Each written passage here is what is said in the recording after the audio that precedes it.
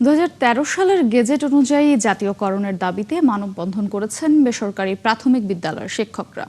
সকালে জাতীয় প্রেস ক্লাবের সামনে আয়োজিত কর্মসূচি থেকে দ্রুত ব্যবস্থা নেওয়ার আহ্বান জানানো হয়। এ সময় শিক্ষকদের দাবি বাস্তবায়নের আশ্বাস দিয়েছেন প্রতিমন্ত্রী ববি হাজ্জাজ। বিস্তারিত জানাচ্ছেন সুমনা সুমি। বর্তমানে সারা দেশে প্রায় 21,000 বেসরকারি প্রাথমিক বিদ্যালয় রয়েছে। এর মধ্যে 26,193টি বিদ্যালয় জাতীয়করণের অন্তর্ভুক্ত হলেও বাদ পড়ে 4,159টি।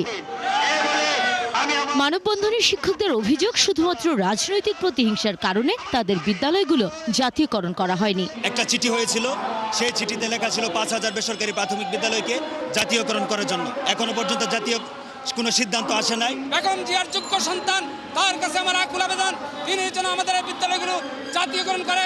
রাজনৈতিক প্রতিহিংসার কারণে শুধু 26,193টি বেসরকারি প্রাথমিক বিদ্যালয় জাতীয়করণ করা হয় এবং 5,000-এর অনধিক চলমান যোগ্য বেসরকারি প্রাথমিক বিদ্যালয় বাদ দেওয়া হয়। তারা জানান, যোগ্যতা থাকা সত্ত্বেও অনেক বিদ্যালয় এখনো জাতীয়করণের বাইরে। বেতন না পেয়ে কষ্টে জীবনযাপন করছেন তারা। সরকারকে স্পষ্ট বার্তা দিতে চাই, অতীতে ফ্যাসিস্ট সরকার আমাদেরকে জাতীয়করণ থেকে দূরে রেখেছে শুধুমাত্র জামাত বিএনপি আখ্যা দিয়ে। বিনা বেতনে চাকরি করে আমাদের জীবনটাই ক্ষত বিক্ষত করে ফেলেছি। জীবন চলছে না, আমাদের না চলার মতো একটা আমরা জিন্দা লাশের মতো হয়ে আছি। আমরা অবিলম্বে জাতীয়করণ চাই, আমরা অনেক কষ্টে আছি। শিক্ষক নেতারা বলছেন, এসব বিদ্যালয়ের শিক্ষার্থীরা দীর্ঘদিন ধরে সরকারি সুযোগ সুবিধা থেকে বঞ্চিত। দ্রুত জাতীয়করণ না হলে প্রাথমিক শিক্ষায় বৈষম্য আরো বাড়বে বলে আশঙ্কা শিক্ষকদের। আমাদের স্কুলগুলো যদি জাতীয়করণের আওতায় আনা হয়, তাহলে এই কোমলমতি শিশুরা মিড ডে মিল এবং উপবৃত্তির আওতায় আসলে তাদের শিক্ষার সুযোগ আরো বৃদ্ধি হবে।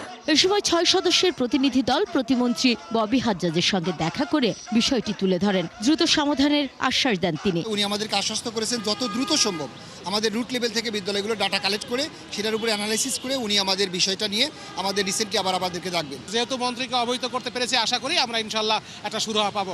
আর যদি সুরাহা না দেয়, তাহলে আমরা এর পরবর্তীতে বৃহত্তর কর্মসূচির দিকে ধাবিত হব।